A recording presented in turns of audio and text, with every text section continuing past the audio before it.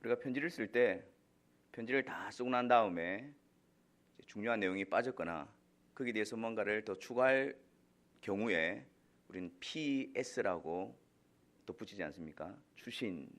그래서 거기서 빠진 내용들을 간략하게 또 덧붙여 냅니다. 오늘 성경 요한복음 20장과 21장의 관계가 이렇습니다. 20장에 보면은 예수님께서 마지막까지 예수님의 부활을 믿지 않던 도마를 찾아가십니다.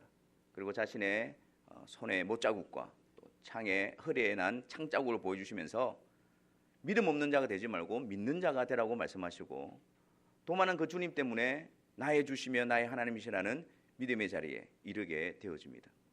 그리고 20장 마지막 절 30절과 31절에 보면 예수께서 제자들 앞에서 이 책에 기록되지 아니한 다른 표적도 많이 행하셨으나 오직 이것을 기록함은 너희로 예수께서 하나님의 아들 그리스도이심을 믿게 하려 함이요 또 너희를 믿고 그 이름을 힘입어 생명을 얻게 함이니라 라고 기록하면서 요한복음을 기록한 그 목적을 다시 한 번 더 이야기하고, 앞서서 모든 이 목적에 따라서 내용이 다 기록이 되어졌다라는 것을 나타내면서 이제 요한복음을 마무리를 하고 있습니다.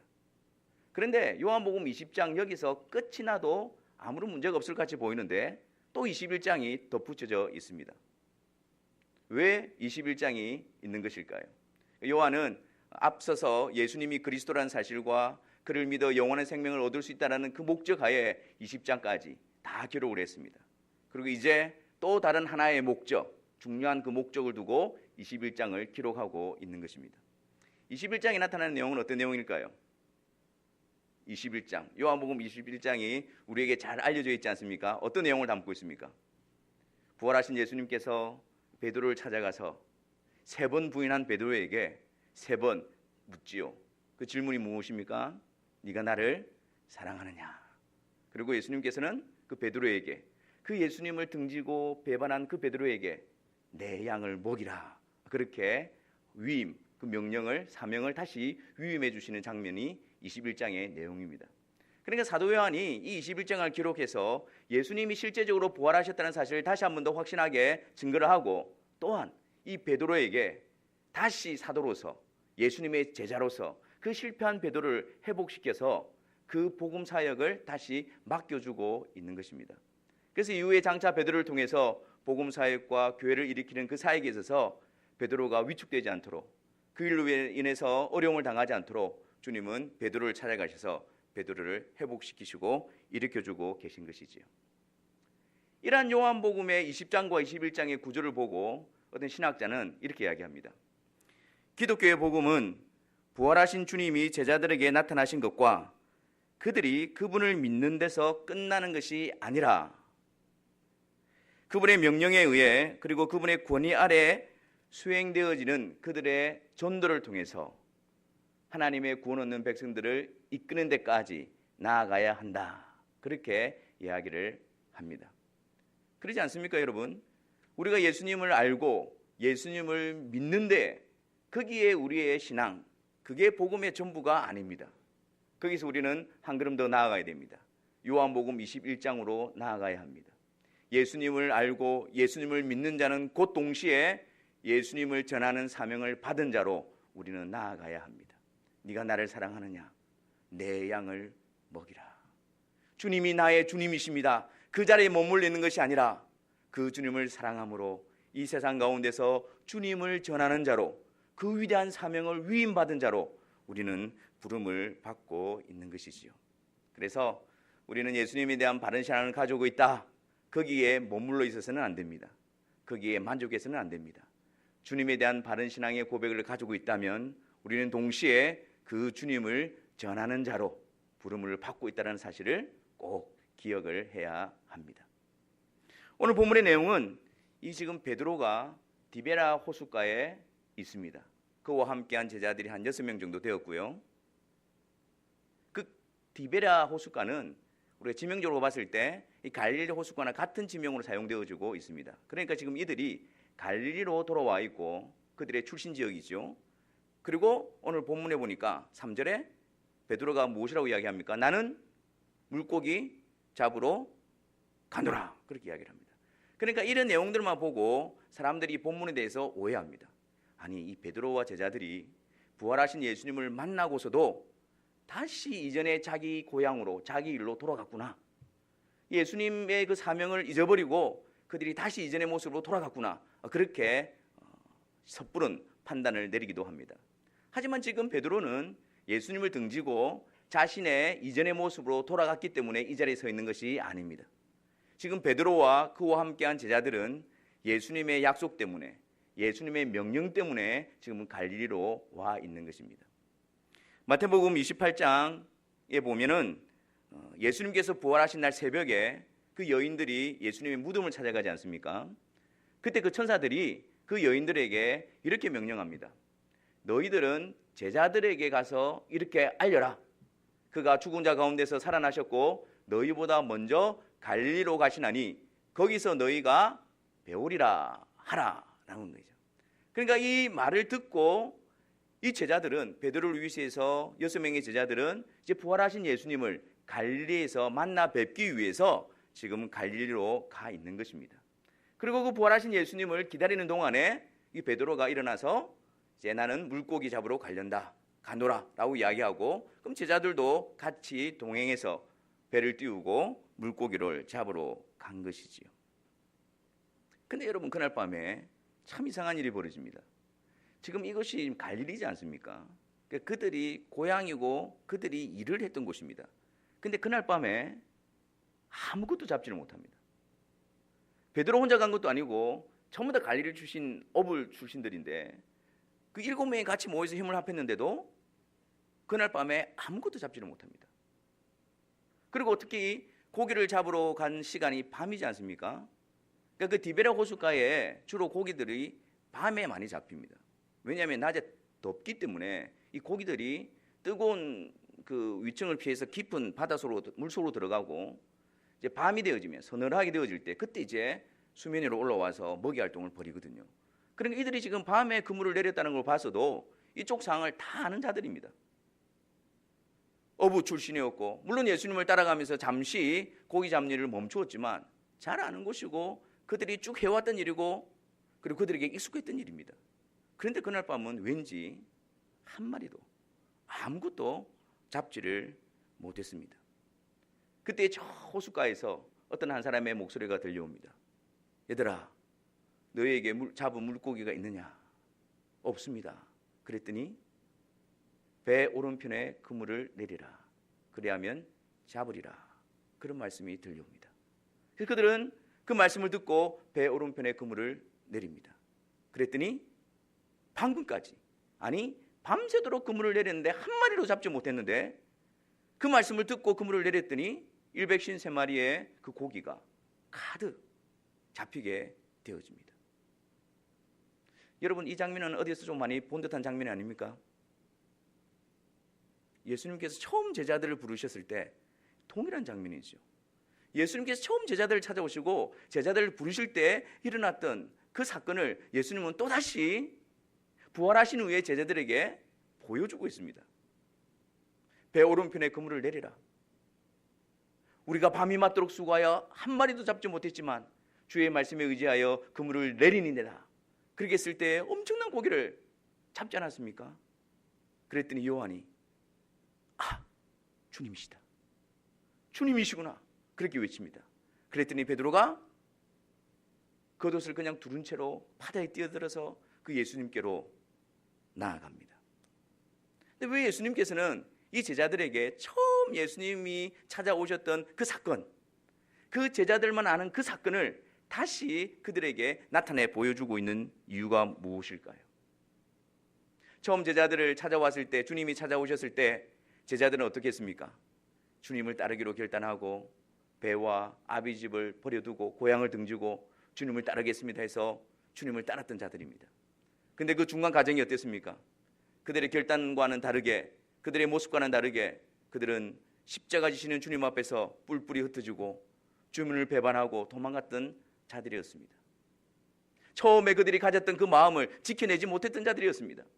처음에 그들이 말했던 그것을, 그들의 모습과는 너무나도 많이 멀어져 있는 현실을 맞이하고 있는 것입니다.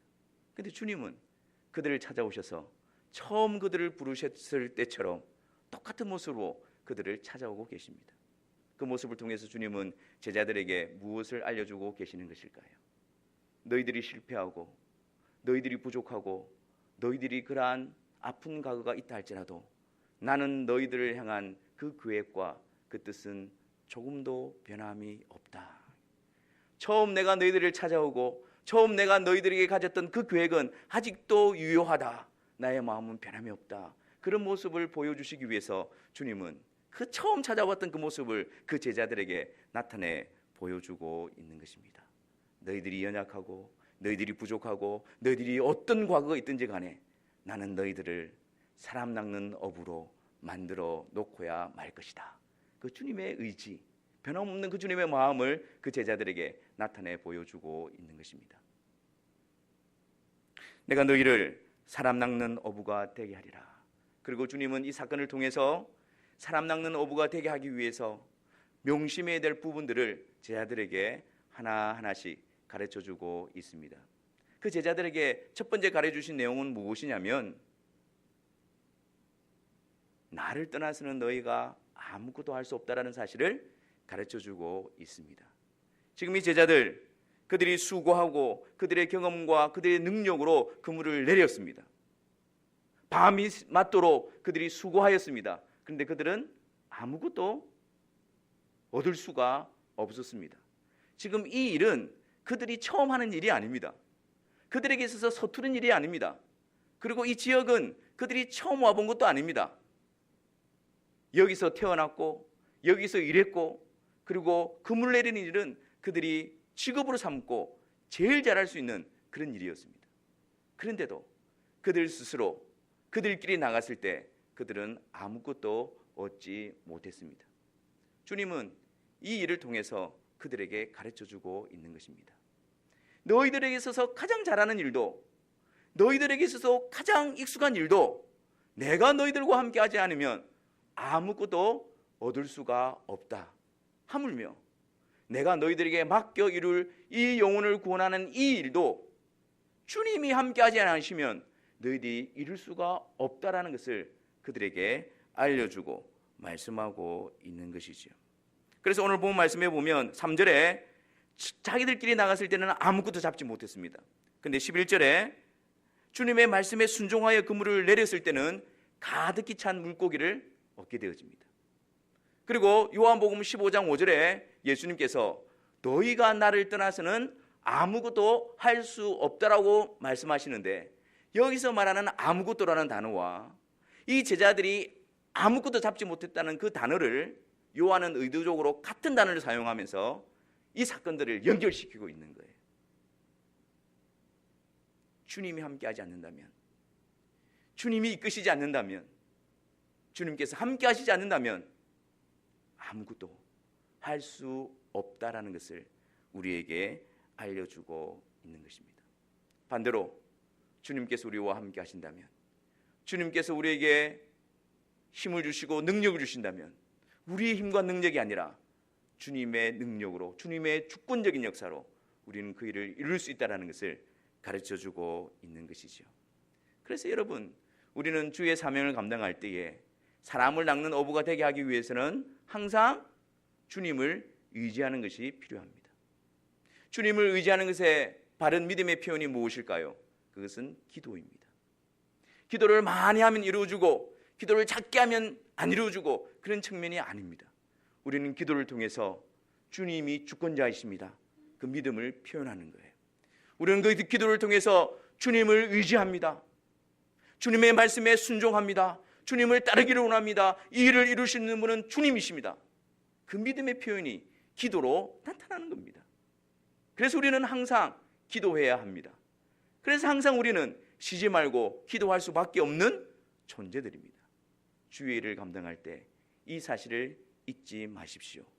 나의 힘으로, 나의 능력으로 아무리 나에게 익숙한 일이라 할지라도 주님이 함께하지 않는다면 아무것도 거둘 수 없으며 항상 주님을 의지하여 우리가 주님의 일을 감당하는 자로 세워져야 함을 기억해야 할 것입니다.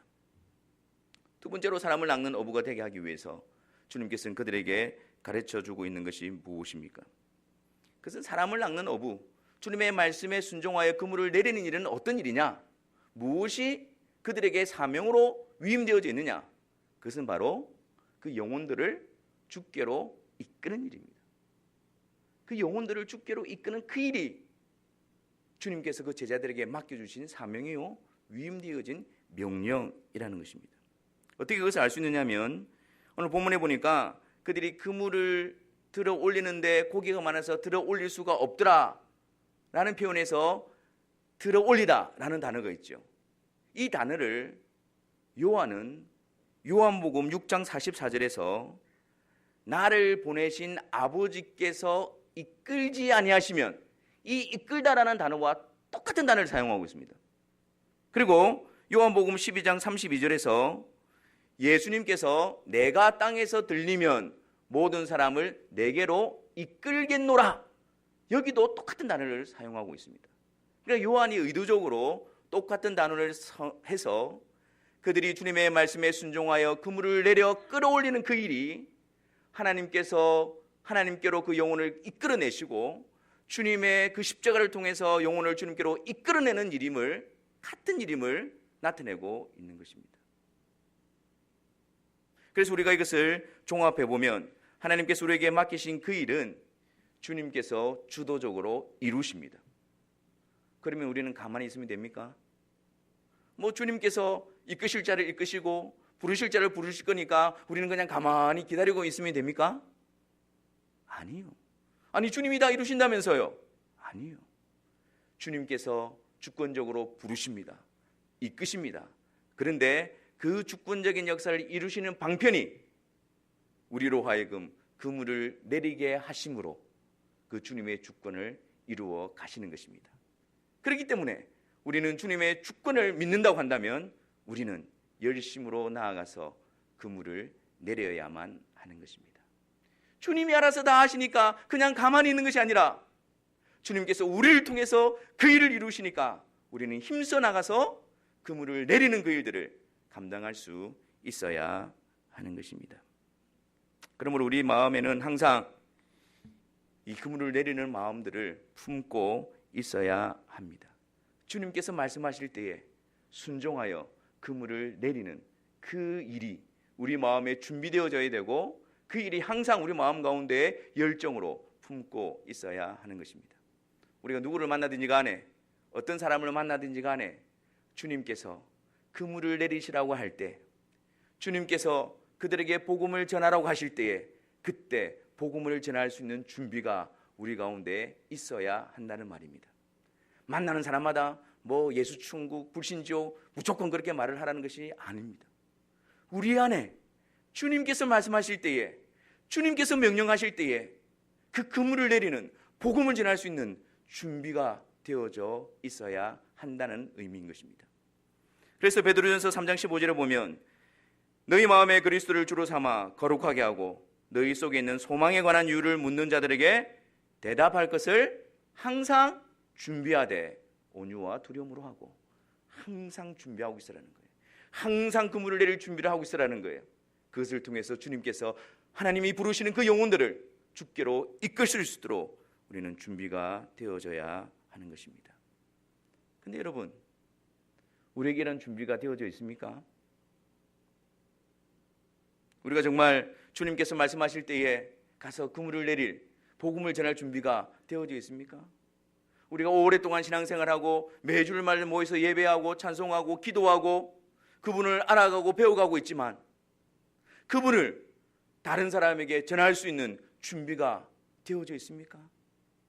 우리 안에 모였을 때는 그분에 대한 고백으로 풍성한데 세상 가운데서, 믿지 않는 자들 가운데서, 복음이 필요한 자들 가운데서 그리스도를 전할 수 있는 준비가 우리 가운데 되어져 있느냐라는 말입니다.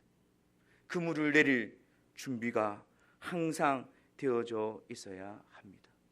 복음을 전하기 위해서 기도하고 간구하고 그런 열망으로 사로잡혀 있습니까?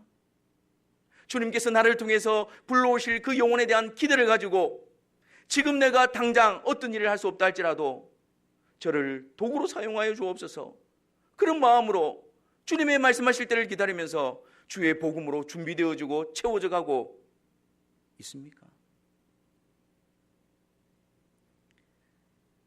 초기 한국 교회 역사를 이렇게 가만히 보니까 아주 놀라운 것을 발견했습니다. 초기 한국 교회가 이제 믿기로 작정한 사람들에게 세례를 베풀 때에 세례 받을 자들이죠. 그들에게 몇 가지 그런 조건을 제시를 했습니다. 그 몇 가지 조건을 충족해야만 주님께서 불러주시다는 것을 인정하고 세례를 베풀었단 말이에요. 그 중에 하나가 1인 이상 전도입니다. 1인 이상 전도입니다. 지금 이것은 직분자를 둘 때 준 조건이 아닙니다. 세례 줄 때입니다. 예수님을 나의 구주로 믿는 믿음을 확인하는 방편으로서 주님에 대한 바른 신앙의 고백과 아울러서 그 주님을 다른 사람에게 전할 수 있게 되어졌을 때 그때 세례를 베푸는 거예요. 그때 주님의 몸의 회원으로 받아들이는 거예요. 못 믿는다는 눈치이신데 그 한국교회의 그 역사들에 대해서 미국 북장로교회 해외 선교부 총무 아더 브라운이라는 그 목사가 그 총회에 보고한 내용이 있습니다. 그리스도에 대해 다른 사람에게 기꺼이 말하려 하는 것은 교회 회원이 되기에 적합한가에 대한 판단 기준이 되었다라고 그 사항을 그렇게 기록하고 있습니다. 그러니까 초기 교회, 한국의 초기 교회들은 그 교회 회원으로 받아들이고 하나님께서 이끌어 주셨다는 그 증거를 주님에 대한 신앙 고백과 아울러서 그 주님에 대해서 다른 사람들에게 말하고 있는가, 전하고 있는가, 그것을 교회 회원의 적합한 판단 기준으로 삼았다는 것입니다. 이게 조금 믿으십니까? 하나 더 증거를 제시하겠습니다. 그 당시에 세계적 선교 잡지였던 세계 선교 조명이라는 곳에서 이 한국적인 상황을 이렇게 기록하고 있습니다. 한국에서 교회 회원이 되기 위해서는 다른 사람에게 전도하기를 시작한 사람이어야 한다. 이렇게 기록이 되어 있습니다. 교회 회원이 되기 위해서, 아니 교회 회원으로 인정하는 자가 누구이냐? 다른 사람에게 전도하기 시작한 자, 다른 사람에게 그리스도에 대해서 전하기를 시작하는 자, 내가 믿는 예수 그리스도를 다른 사람에게 말하려고 하는 사람들, 그것을 그렇게 하고 있는 사람들, 그들이 세례받은 자들이었고 그들이 교회 회원으로 인정되어졌고 그들이 주님의 몸에 연합되어진 지체로 확정시켜주는 그런 일들이 초기 한국교회 역사에 있었다는 사실입니다. 여러분, 우리는 오랜 동안 신앙생활을 하면서 점점 우리의 신앙이 우리 개인적인 중심으로 그렇게 굳어져 가고 있지는 않습니까? 나만 잘 믿으면 되고, 나만 신앙 고백 가지고 있으면 되고, 나만 만족스러우면 되고, 나만 좋으면 되고, 그래서 그렇게 그냥 예루살렘에만 머물러 있지는 않습니까? 예루살렘과 온 유다와 사마리아와 땅끝까지 이르러 내 증인이 되러 가신 주님의 말씀은 이 세상에 맞지 않습니다라고 말하면서 그저 예루살렘에만, 그저 우리끼리만 그렇게 있으려고 하고 있지는 않습니까? 주님을 나의 구주로 믿음과 동시에 그 주님을 다른 사람에게 말해주고 전하려고 하는 자, 그들이 교회 회원으로 받아들여지는 그 아름다운 모습들이 우리 가운데에 회복되어져야 할 것입니다.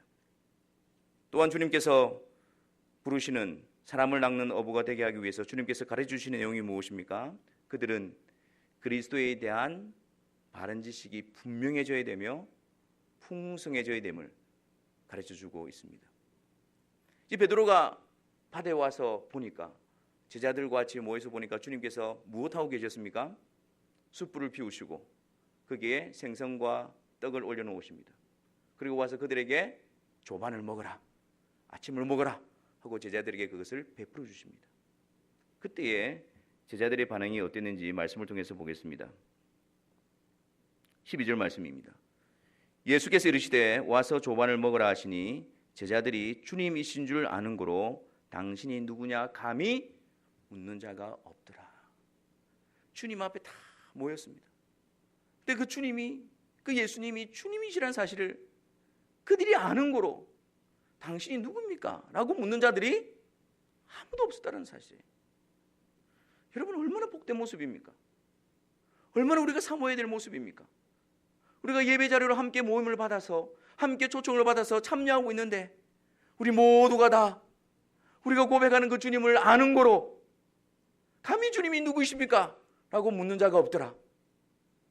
그 주님에 대한 충만한 지식, 그 주님에 대한 충만한 고백, 그 주님에 대한 풍성한 알미, 우리 안에 그분에 대한 감사와 경배와 기쁨과 예배로 나타나줘야 되지 않겠습니까? 제자들이 처음부터 그랬던 것이 아닙니다. 제자들이 처음부터 주님에 대해서 분명히 알고 있었던 것이 아니었습니다. 여러분 한번 보십시오. 제자들이 처음 부름을 받았을 때 모습이 어떠합니까? 그들은 예수님이 누군지도 몰랐고 또 예수님께서 가르쳐주고 말씀했음에도 불구하고 그들은 예수님을 나의 구주로 인정하지 못했던 자들이었습니다. 예수님께서 제자들에게 가르치면서도 너희들이 지금은 알지 못하지만 이후에 알게 될 것이다 라고 말씀했어요. 예루살렘 올라가실 때도 이제 곧 십자가를 지실 것인데 제자는 그때까지도 예수님이 십자가를 지신다는 것의 의미를 전혀 몰랐고 관심도 없었습니다. 누가 크냐? 누가 주님 옆에 앉을 것이냐? 그걸로 다투는 자들이었습니다. 주님의 마지막 성찬을 베푸실 때도 그 주님의 죽으심의 의미, 주님의 부활하심의 의미를 전혀 알지 못하고 있었습니다.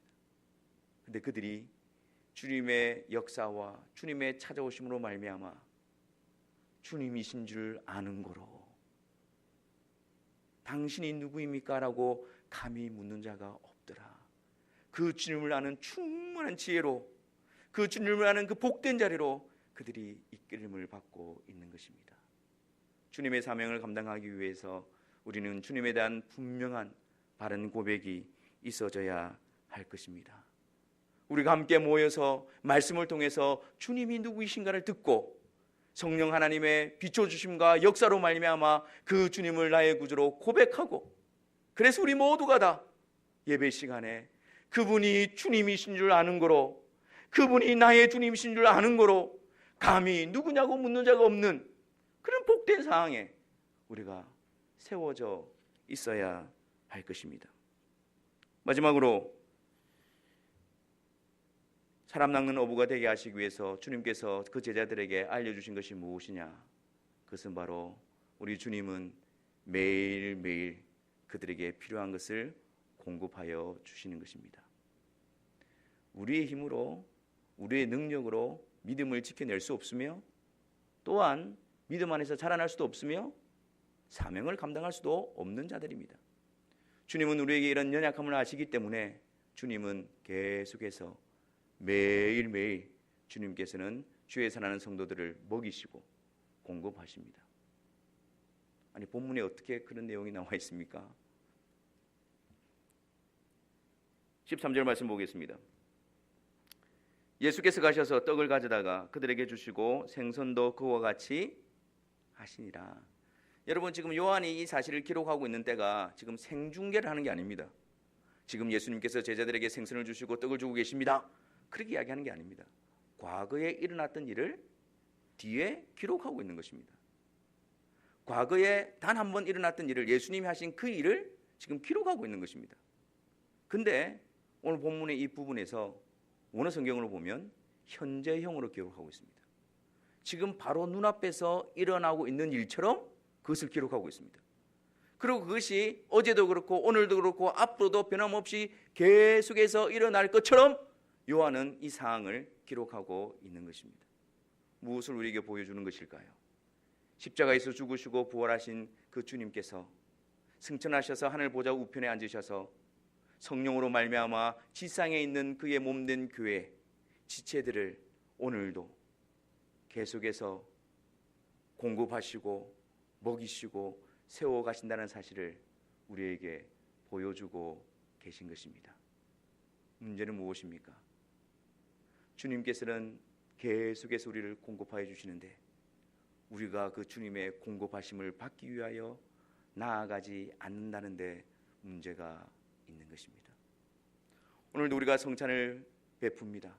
이 성찬을 통해서도 주님은 우리를 양육하시고 우리에게 필요한 것을 공급하여 주십니다.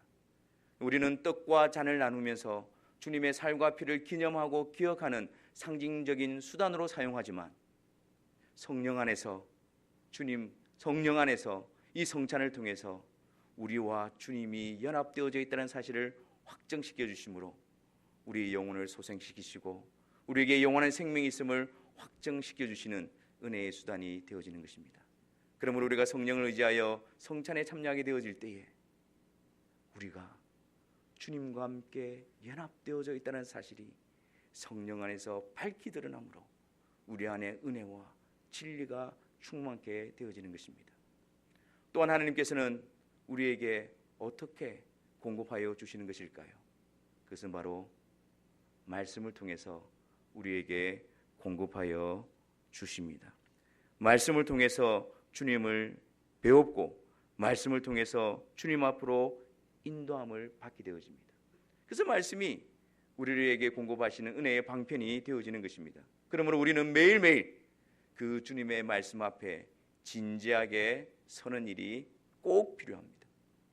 마치 이스라엘 백성들이 광야에서 매일매일 나아가서 만나를 거두오듯이 우리들도 눈을 떠서 하루를 시작하기 전에 주님의 말씀을 펼쳐서 매일매일 그 주님의 말씀을 통해서 주님으로부터 오는 그 공급하심이 우리의 심령을 채우도록 해야 될 것입니다. 내가 실패한 현장 가운데서 주님이 준비하신 떡과 생선을 우리는 받아 먹을 수 있어야 합니다. 새벽에 그 차디찬 공기 가운데서 추위에 떨고 있을 때 주님이 피워놓은 숯불로 따뜻함을 우리는 매 순간 경험할 수 있어야 하는 것입니다.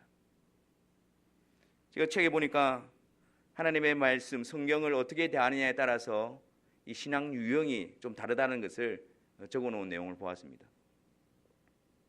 어떤 사람은 성경을 전혀 읽지 않는 그리스도인이 있습니다. 이런 사람들의 신앙은 어떻게 되어질까요? 아무런 변화가 없습니다. 아무런 변화가 없습니다. 같은 신앙인이죠. 같은 예배를 드립니다.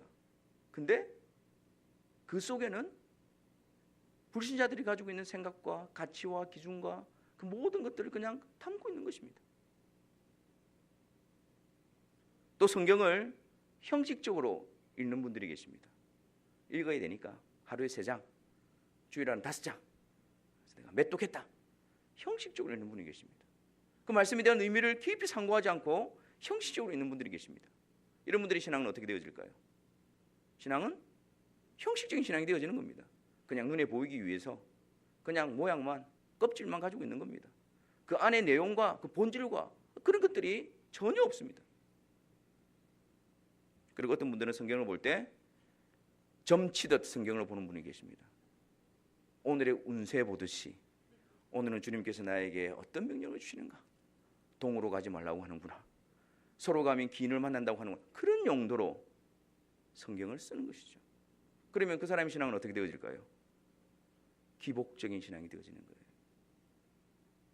또 어떤 분들은 대부분 우리가 그렇지만 성경을 볼 때 내가 필요한 것만 선택해서 보는 분들이 계십니다. 하나님의 말씀은 신구약 66권이라고 고백은 하지만 내가 필요하고 내가 좋아하는 것만 선택해서 성경을 보게 되어집니다. 그러면 어떤 신앙이 되어질까요? 자기 중심적 신앙이 되어집니다. 내가 좋은 것만 좋고 내가 싫은 것은 하나님의 말씀이라도 싫은 거예요. 말씀 위에 자신이 있는 겁니다. 말씀을 통해서 내가 바뀌어지고 말씀을 통해서 내가 짜 맞춰줘야 되는데 내가 말씀 위에 있다 보니까 말씀을 내에게 맞춰가는 거예요. 이 말씀을 나를 합리화시키고 말씀을 통해서 왜곡시키고 내가 중심이 되어져 있는 거예요. 그게. 어떤 말씀이든지 간에 하나님의 말씀이라고 한다면 주여 말씀하옵소서 그렇게 세워져야 되는데 그래서 어거스틴이라는 사람은 이 부분에 대해서 아주 중요한 지적을 하고 있습니다. 만일 당신이 성경에서 좋아하는 것만 수용하고 좋아하지 않는 것을 거부한다면 당신이 믿는 것은 성경이 아니라 당신 자신이다. 더 심각한 것은 무엇인지 아십니까? 성경을 열심히 보아도 그 성경을 통해서 예수 그리스도를 배우지 못하는 거예요. 성경에 대해서 많은 지식을 알고 있고 성경에 대해서 많이 연구한다 할지라도 그 성경을 통해서 예수 그리스도가 누구인지 알지 못하는 게 굉장히 심각한 일입니다. 유대인들이 그랬잖아요. 바리새인들이 그랬잖아요. 요한복음 5장 39절에 예수님께서 그들에 대해서 무엇이라고 말씀합니까? 너희들이 영생을 얻기 위하여 성경을 상고하지만 성경을 연구하지만 열심히 읽지만 그러나 영생을 얻기 위하여 내게로 오지 않는다라고 말씀합니다. 이 성경은 곧 내게 대하여 증언하는 것이다. 주님 그렇게 말씀하셨습니다. 성경 말씀을 통해서 우리 주님을 배워야 되는데, 우리 주님을 통해서 성부, 성자, 성령 삼위일체 되신 하나님을 배워야 되는데, 열심히 성경을 읽고 있는데 그분을 배우지 못한다는 것, 그것이 심각한 오류가 생겨나게 되는 것입니다. 사랑하는 성도 여러분, 우리 안에 선포되어지는 말씀을 통해서 그리스도를 풍성히 알며 바르게 알며 그분을 온전히 알게 되어져서 우리 모두가 다 주님이신 줄 아는 거로, 그가 누구이신가를 묻는 자가 아무도 없었더라. 그런 놀라운 고백이, 역사가 우리 안에 일어나지기를 바랍니다. 그 주님에 대한 바른 신앙의 고백이 우리 삶의 현장에서 주님을 전하고 주님을 나타내는 그 일이 우리 속에서 시작되어지기를 바랍니다. 그래서 주님께서 말씀하실 때에 그물을 내려서 우리를 통하여 153마리, 주님께서 부르시는 그 영혼, 미끼로 작진된 그 영혼들이 주님 앞으로 이끌림을 받는 그 놀라운 역사가 우리 가운데 나타나지게 되어지고, 그곳으로 인해서 우리가 함께 힘을 모으고 하나님께 영광을 돌려드리는 주님의 아름다운 몸된 교회로 세워나가게 되기를 주님의 이름으로 축원합니다.